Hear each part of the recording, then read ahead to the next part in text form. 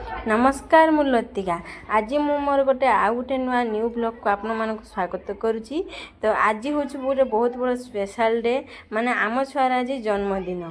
तो सकाल मुझे गाधई पाधई रेडी हो सारी तो मु बाहरी पड़ी मंदिर को जावाई पूजा करते आम समस्ते टी पूजा करने जा पहुँच जाइए फाइनाली से जगार।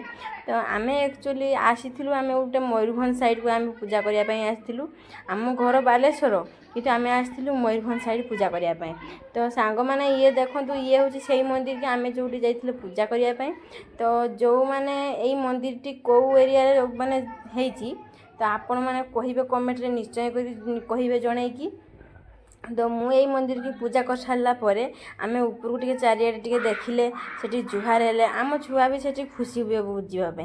तो आम टे जुहार हो सारापर आम गोटे देखिले ऊपर को माने से मंदिर तैयारी होती कथा ना कि जिते माँ न चाही था ना कि कौन भी भगवान न चाही था ना कौन मंदिर कौन भी जिनस किसी कारुकार्य हो पार ना।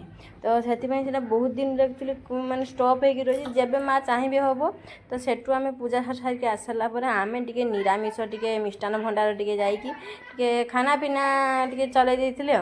तो खाई पी सारी आम रास्तार आसलु गोटे जिनस देखो सांग माने मयूरभंज साइड एतिक जिनस अच्छे माने चारिआडे खाली बण आउ जंगल एमती बालेश्वर कि आउ जेटी भी जाओ टे माने घर द्वार बेसी थाए कि मयूरभंज साइडटा केवल जंगल। तो सेठू आम आस सारापर दुर्गा देवी जगन्नाथ मंदिर भीतर टे प्रवेश करूँ से ठाकुर को मुंडिया मारी टे दर्शन कर सारापर आम टे माँ छुआ टे आइसक्रीम टे बाटे दे घर को चली आसलु। घर को आ सारापर आम समस्ते अपेक्षा करते आम छुआपाई जेहेतु छुआ तो आज जन्मदिन ना। तो छुआ आसी पहुँच सारापर टे समस्त को मुंडिया मार देता केक काटी देता। तो तापर टे आम टे खियापिया सारदे कि खीरी पूरी तरकारी सब रोक रेडी कर देते। तो जेहेतु मुझे वीडियो करुँची तो मुझे ही अपलोड करे एडिटिंग करके। तो मु एक्चुअली मु भूली जाइए तो मुझे पछरे वीडियो करी से सरीसुरा गलाय।